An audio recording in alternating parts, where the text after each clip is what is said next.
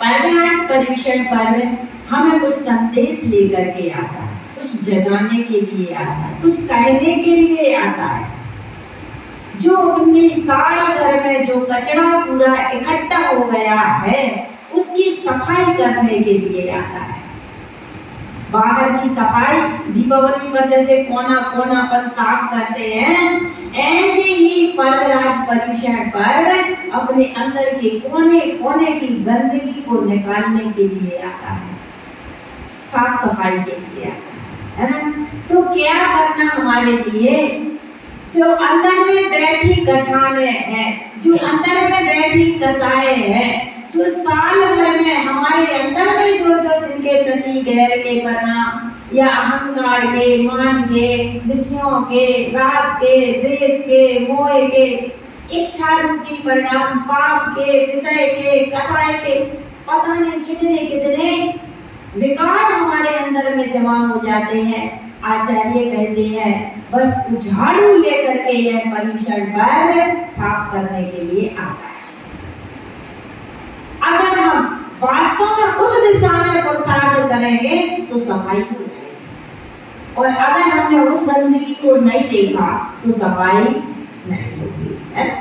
दीपावली में जैसे कोने कोने की सफाई करते हैं ना, एक भी कोना ना रह जाए, बढ़िया सफाई करते हैं, ऐसे ही अपने अंदर के कोने कोने में झांकने का अवसर मिलता है पर्युषण पर्व में। कहाँ क्या गलती हुई है हमसे, क्या होगा।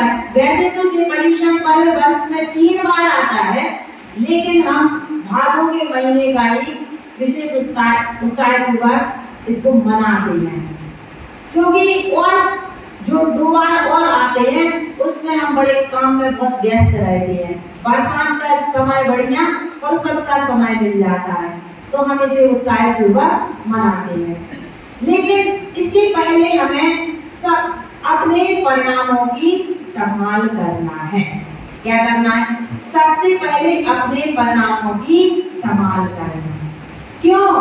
क्योंकि अगर हमारे परिणामों की संभाल नहीं हुई तो बाहर में पर्युषण पर्व नहीं मनेगा। पर्युषण पर्व परिणामों के ऊपर का है पूरा, क्योंकि नाम ही है उत्तम, क्षमा, मार्दव, आर्जव, सत्य, शौच, संयम, तप, त्याग, आत्मजय और ब्रह्मचर्य। जिस सीढ़ियां हैं, धीरे धीरे धीरे धीरे हमें इन सीढ़ियों पर चढ़ना है, लेकिन सीढ़ियों पर चढ़ने के पहले हमें उसकी तैयारी भी तो होना। हम तैयार हैं कि नहीं है पर्युषण पर्व मनाने के लिए? अपने अंदर से पूछो। यह एक यात्रा ऐसी है कि यहाँ से सीधे मोक्ष तक की यात्रा है। क्या यात्रा है? मोक्ष तक की यात्रा करवाने वाले पर्युषण है, लेकिन हमें उसमें परिणामों की सबसे पहले संभाल, क्योंकि कहा भी है ममिता तजना समिता भजना ही सामाय के, कुछ भी टूटे कुछ भी फूटे या सब जग रूठे, काया छूटे माया छूटे या सब जग छूटे, समता ताला कभी न टूटे परमावश्यक है, ममता तजना समता भजना ही सामायिक।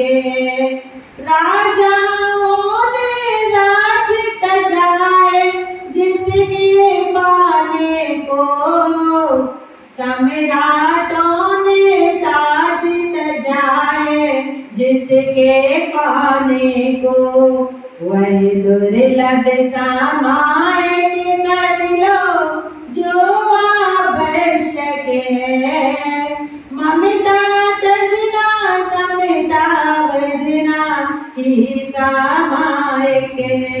क्या करना?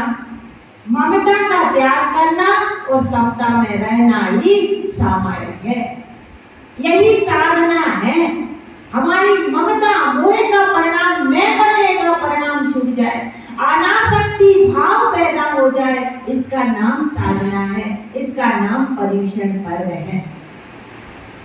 पर्यूषण पर साधना, अपने अंतरंग की साधना होना, समता में रहना।